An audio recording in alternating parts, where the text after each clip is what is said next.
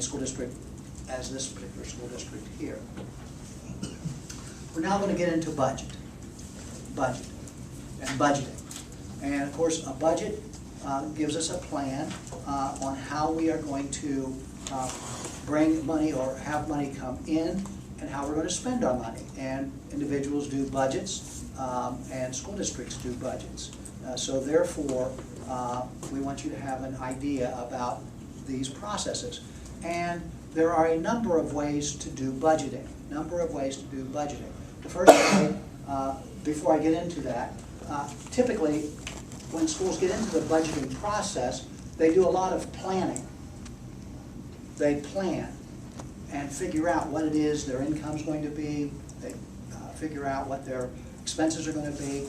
Oftentimes when we were in the budgeting process, the treasurer would come to my office and ask me, are we planning on buying a bus this year? Are we planning on adding staff, any additional staff members? Of course, those being expensive items. And she would factor those kinds of things into our budget.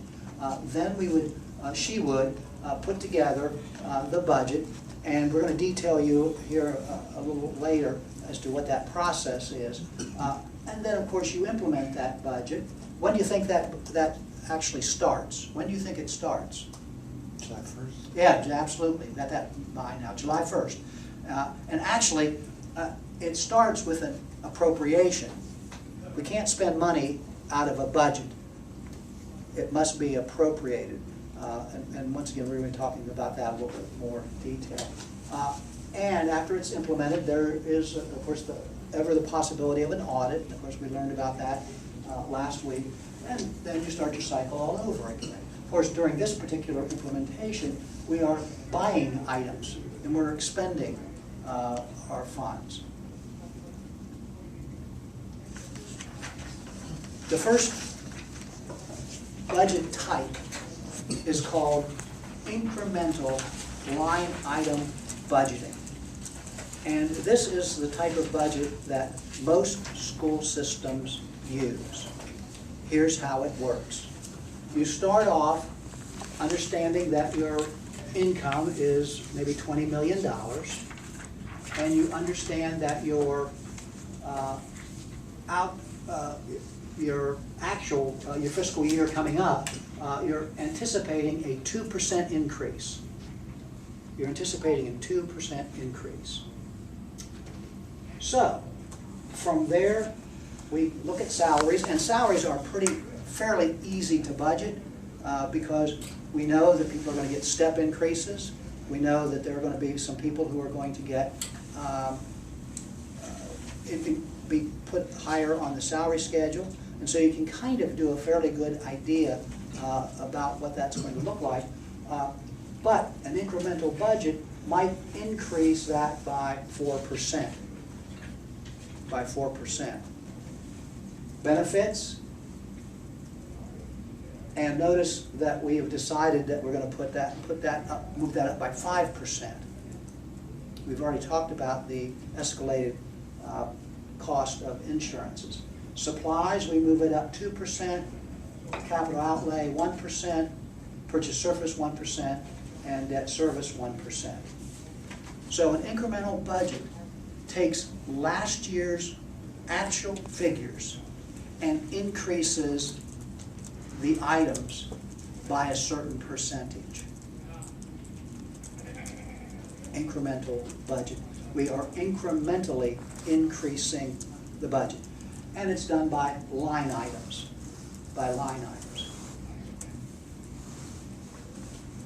When building a budget, regardless of what type of budget you use, there are two terms that you must realize. The first one is historical, or trends. For example, back to salaries. If we looked the past 5 years, and in the past 5 years, the cost increased 2%, what do you think we're going to assume? It's going to do the exact same thing. So we build our incremental budget 2% higher. we might look at historically, in my school district, we were about 75% funded by the state. And so we had to look at the state and how much money the state was giving us. And historically, the state would give us about 3% more year after year after year. And so the assumption was that that would continue. Therefore, we would, incremental budget would be built with a 3% state increase in our state funding. Something else that plays on historicals, now that you have a little bit of understanding about state foundation funding,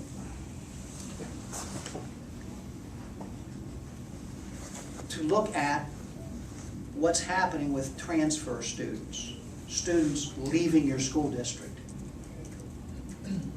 If in the last 5 years, there were, after we added students, we dropped students, there were 15 more students on average each year, that's historical. What are we going to assume? You're going to have 15. We're going to have 15 more students. And of course, those 15 more students are going to increase the amount of money we're going to get from the state. Now, on the other hand, if we are losing students historically, then we're going to probably assume that that trend is going to continue. So historicals and assumptions play a very important role in budgeting. And once again, think about your own personal budgeting. And one of the things that you might want to think about doing is take a look at how much money you're spending each year in certain categories. Maybe you do this already.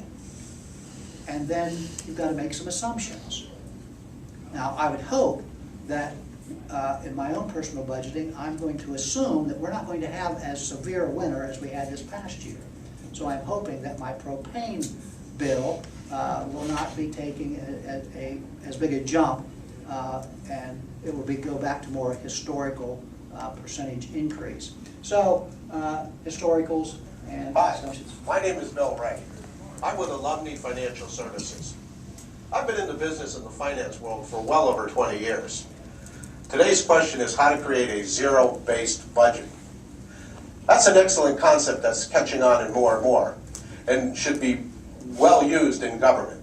The difference between a zero-based budget and what one would consider a regular budget for any business or home, although similar in nature, meaning any budget should account for all expenses and account for all incomes.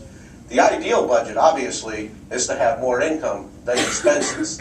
Under a traditional budget, you would simply write down all the expenses you would have, for instance, as your home, your mortgage, your rent, your electric, your phone. Where are you spending your money? If you haven't done that, perhaps one of the simplest things you could do is get a little notebook, anything at all at a dollar store, and record every single expense you have for a 30-day period. Once you do that, simply write it down, and then you can sit down and analyze and watch the next 30 days and see where your money's going. Now, the difference between that and zero-based means for every dollar coming in, you're assigning that job or that dollar a particular job. For instance, the first $500 coming in might be set aside for the rent or the mortgage. In the business and the government world, what this means is if I have a project that's being funded, where are those dollars going? Zero-based budgeting can become very detail-oriented and is entirely designed to make absolutely certain that every dollar coming in is well used. And also to identify, for instance, in a home budget, if you've got $200 on shoes, do you really need them? Perhaps if you're Imelda Marcos, but most of us can get by with a pair of shoes or two. Sorry, ladies. So if I had X amount of money coming in for shoes, perhaps I could cut that out. Hopefully that gives you an idea of what zero-based budgeting is all about. But as always, my name is Bill Ray. I'm with Alumni Financial Services. We're here to help you build true wealth. Can I borrow that video from my wife? Well, you can. I got it off of YouTube, so sure you can. Now, I know he was talking about government budgets, and he was kind of mixing in personal budgets there. I want to, of course, make sure that you understand how zero-based budget works. And zero-based budgets are typically the type of budget you would build for a grant. Within a grant, you know how much money you have been awarded, right? And so the objective is to spend all that money to zero. And then you start to determine how much money are we going to put for salaries, how much money are we going to put for benefits, how much money are we going to put for supplies, how much money we're going to put for capital outlay. And when it's all said and done, we have zero left. So you start with the amount of money that you have and work it down to zero. And that's zero-based budgeting. Is that plausible for a school district? I mean, would you be able to do a zero, or is it just kind of? Great question, Mike. And something it was going to be it's worthwhile for me to say is that schools use a variety of these different types of budgeting processes. For example, zero-based budget is typically the type of budget that's used for grants. And that budget page, we know how much money we're going to receive, we set aside the dollars for that, and we work our way down to zero. Go ahead. Wouldn't ideally though the schools try to have a little bit of carryover? That's why it's probably best to be used in grants. And you are correct. Yes, you're going to definitely want to try to have a carryover, so therefore you're going to want to build your budget in that fashion. The typical school budget is by and large incremental budgeting, by and large. Okay? Let's go to another type of budgeting, and this is called planning, programming, budgeting, and evaluating. And it is an outdated system that was used by governments, particularly the federal government, 10, 15 years ago. And in this type of system, you start out and you take a look at your needs and you do planning. You look at your goals, you look at your objectives, and you program those kinds of programs. From there, you budget those programs after having planned, and then and they have execution here, you execute, but you also evaluate.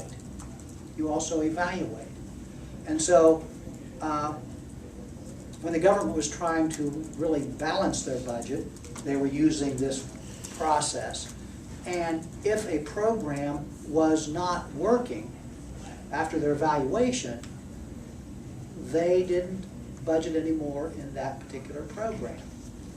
And so planning, programming, budgeting, and evaluating, that budget system is somewhat outdated, but in that system, you take a look at what you want to accomplish, what program are you going to match to accomplish that, and then after you implement it, you're going to evaluate it. And after you evaluated it, if you find that, well, we don't need quite that much money in that program, we reduce it for the next year. If it's not doing well at all, we scrap it completely. So another style of budgeting, one that is somewhat outdated at this particular point. Site-based budgeting has really caught the rage of a number of researchers. And basically what site-based budget is, site-based budget takes a look at a school building, and budgets are created for a school building. While it sounds great in theory, and the advantage of a site-based budget is that the individuals in the school know what their needs are, right? So they ought to be able to budget what it is they want and spend the money the way that they want to spend it. The disadvantage of it is that if you are taking a look at insurance and budgeting for health insurance for employees, to just do that by school is pretty hard to do. Same thing with salaries. It's very, very hard to do. So it does not work totally in theory. when it was first being written about, the researchers said, oh, this is the rage, this is the way to do it. You know, get the money where the people are making the decisions, let them make the decisions, and fine and dandy. But you know, when you get to issues like insurance or salaries, it doesn't. It looks nice on paper, but it doesn't work I mean, in instead of reality. doing it district-wide, they do it like they would go to each building. Yep. Well, that would be fun. Yes, very, very hard, and is not used very, it has a purpose, and it is used in some portion, which I'll talk about in a minute. Question? Would you say that, I know that ours is not site-based in terms of us doing salaries and everything, but is there a version of like sub-site budgeting? Yes. There where we have You- certain maybe powers? you can coin that one, because I haven't heard it phrased that way, but you're right on point. For example, the way many schools do it is, for example, they're going to say, okay, this school has 1,000 students, and we're going to put $2 for supplies in that school. So we're going to grant them $2,000, and they can spend it however they want to.